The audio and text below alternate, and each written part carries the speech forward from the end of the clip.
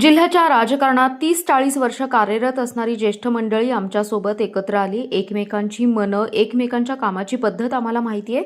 जिल्ह्याच्या विकासासाठी यापुढेही एकत्रित काम करू।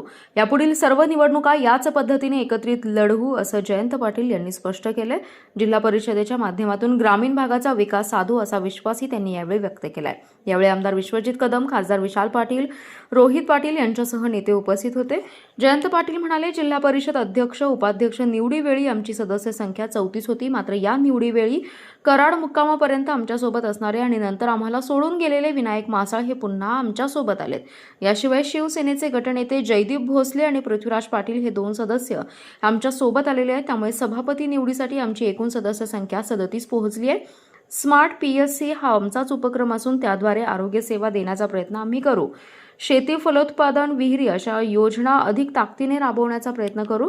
शेती, पशु, पक्षी हे एक नवे क्षेत्र निर्माण होते, यामध्ये अधिक लक्ष देऊन जिल्हा परिषदेच्या माध्यमातून या क्षेत्रात तरुण शेतकऱ्यांना चालना दिली जाईल असंही त्यांनी यावेळी सांगितलं।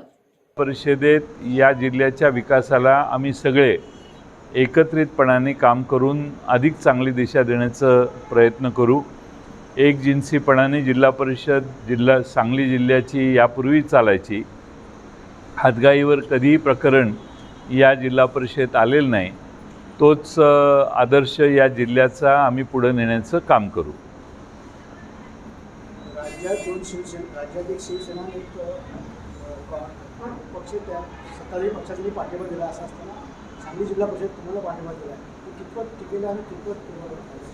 आमच्या जिल्हा परिषदेमध्ये राष्ट्रवादी शरद पवार पक्षाचे 18 सदस्य आहेत, काँग्रेस पक्षाचे 11 सदस्य आहेत, शिवसेना उबाटा या पक्षाचे 1 आहेत। या तिघांची बेरीज 30 होते। घड्याळाच्या वर अजित पवार पक्षाच्या 6 पैकी 5 सदस्यांनी आम्हाला कोणते विनाअट पाठिंबा दिलेला आहे। त्यांचे नेते म्हणून इथं माननीय शिवाजीराव नाईक साहेब, अजित घोरपडे साहेब, विलासराव जगताप साहेब आणि माननीय राजेंद्र अण्णा देशमुख या ठिकाणी उपस्थित आहेत। ते आज नाहीत, अध्यक्षांच्या निवडणुकीपासून ठामपणानं आहेत।